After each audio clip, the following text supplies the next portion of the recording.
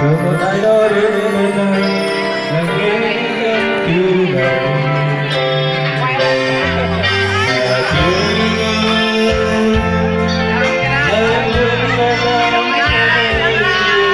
em luôn lo lắng nhẹ nhàng xóa đi bao ngày đêm vừa quên cuộc phút giây anh mong được mình giờ đây là em về bước qua đêm chẳng cần đến em sẽ luôn là vòng tay ôm em sẽ luôn là người yêu em nhưng em đi đến chân trời em nghe tình như khi anh nghe tình lời anh muốn nói thì anh còn cảm nhận khi em buồn thì em luôn còn biết anh trong anh không bao giờ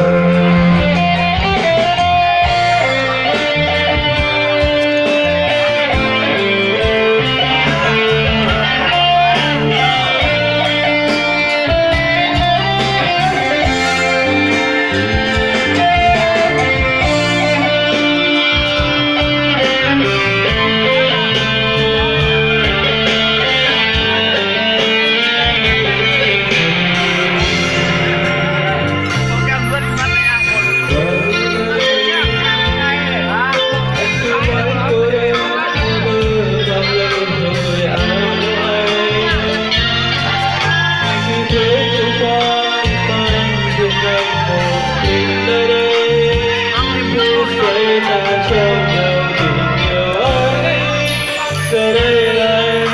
để anh sẽ mãi không quên sẽ luôn là tuyệt vời anh sẽ luôn là vòng tay ôm em sẽ luôn là người yêu em em đi đến chân trời em nghe như tiếng anh lắng nghe từng lời anh muốn nói thì em luôn nhận nhận khi em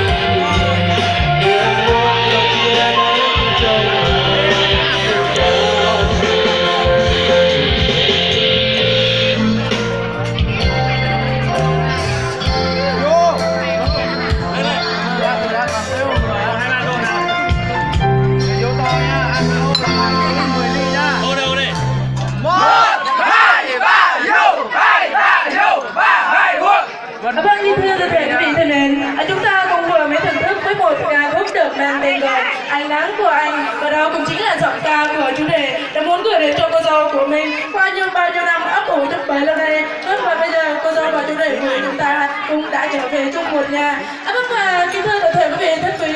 ở trên sân khấu lúc này và đó cũng chính là sự hiện diện của cô dâu Silche sinh ra và lớn lên tại mảnh đất Làng Tô, xã Gia Ga, huyện Chu Đông, tỉnh Gia Lai, và đã trở về với khuôn viên gia đình của họ nhà trai để cùng kết duyên với chú rể Siral và trong niềm vui, trong niềm